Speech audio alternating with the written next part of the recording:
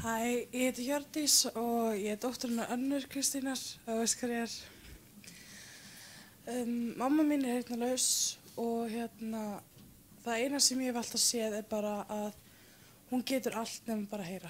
Það eina sem ég sé og það ekkert það að hún sé ekkert neitt sjálfstæð eða hún getur ekki gert hlutina. En málið að hún sér kannski heiminn allt öðruvísi en ég sé hann. Að það séu tveir heimar, skilur, og þú kannski einn hluti skilur hún ekki jafn vel og ég geri.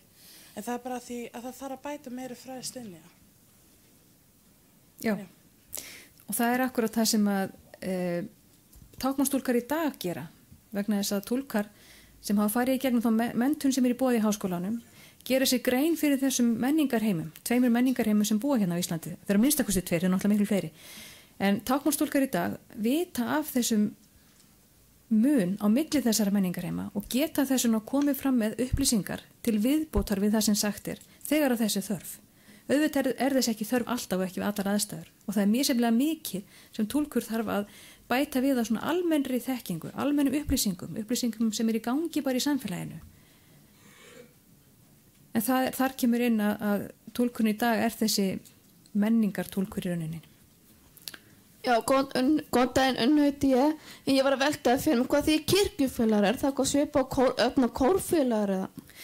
Þetta mjög vinsælt og almennt í Bandaríkjunum af því ég með upplýsingar þaðan að það mjög mikið það að fólk sé í ákveðnum kirkjuklubbum í rauninni og þar var oft þannig að þeir sem voru með heyrnarlausum í kirkjum þeir sæju að túlka messur og allar athafnir í kirkjunum og svo kannski líka fyrir utan kirkjuna.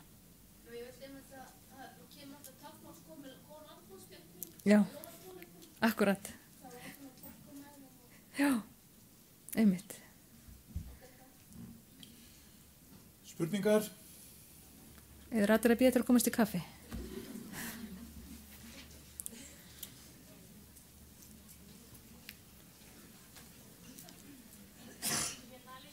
Hvað þannig að döffræði í stuttu máli?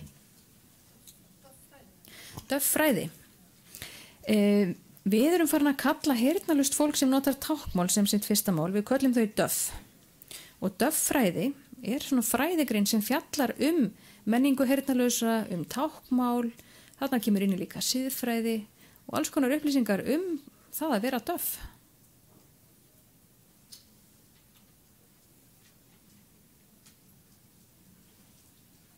Má ég spyrja einu sem stoppið svo þið fá ekki kaffisar að því mér þetta kannski áhugavert og ég gæti ekki áttaði mig alveg á því nógu vel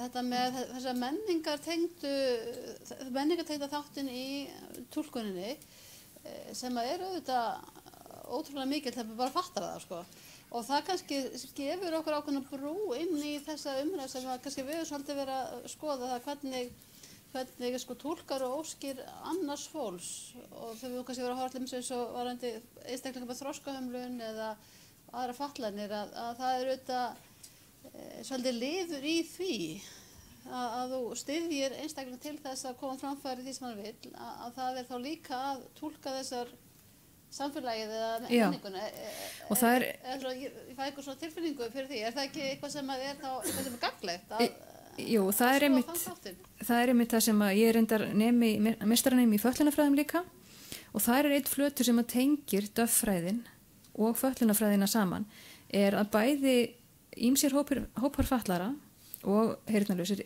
með í rauninni sína sér menningu vegna þess að þetta eru hópar fólk sem að hafa í gegnum tíðina að upplifa kúgun, undirókun stóra samfélagsins og það að manneskja sem að túlka óskir annara skilji þá upplifun held ég að hljóta að vera ofsalega gott fyrir alla aðila. Þannig að þetta alveg tengiflötur þarna á milli, það alveg rétt.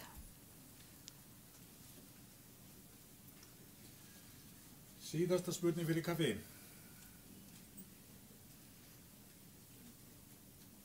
Ástríður. Fyrir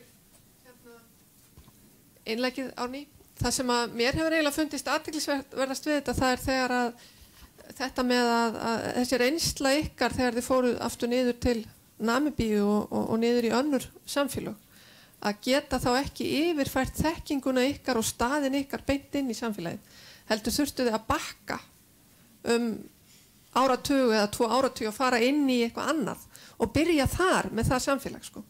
Þannig þið þurftu að verða hjálparar í túlkuninni þar sko. Og þetta eiginlega kannski punktur ef þú gætir eitthvað sagt meira þetta, því mér finnst það mjög áhugaverður punktur sko. Já, við á Samskiptamiðstöð vorum sem sagt þáttangatur í þróunarverkefni í Namibíu, þar sem var verið að koma upp bæði námi í kennslu í táknmáli fyrir heyrnarlausa og menntun fyrir táknmálstúlka og það fóru kennara sem höfðu verið að kenna hérna við háskólan í táknmálstúlkun og þau komust að því bara á fyrstu dögunum þegar við voru komin hann að suðrættir að það sem að þau höfðu lagt upp með hér heima átti ekki við stöðuna sem hún var eins og hún var í Namibíu á þessum tíma vegna þess að hvorki samfélag heyrnarlausa né heyrandi samfélagið var tilbúið til þess að það kemur til starfa einhverju túlkar sem var að túlka milli tveggja menningar heima þar sem að í rauninni hvorugur hópurinn hafði áttað sig á því að það væri menningarmunur til að byrja með á milli þessara einstaklinga.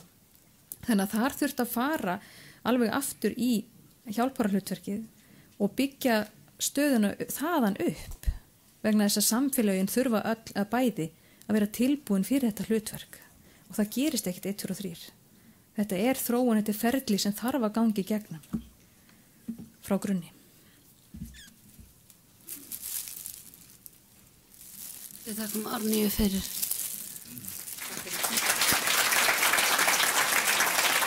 Það var að koma kaffi til 3.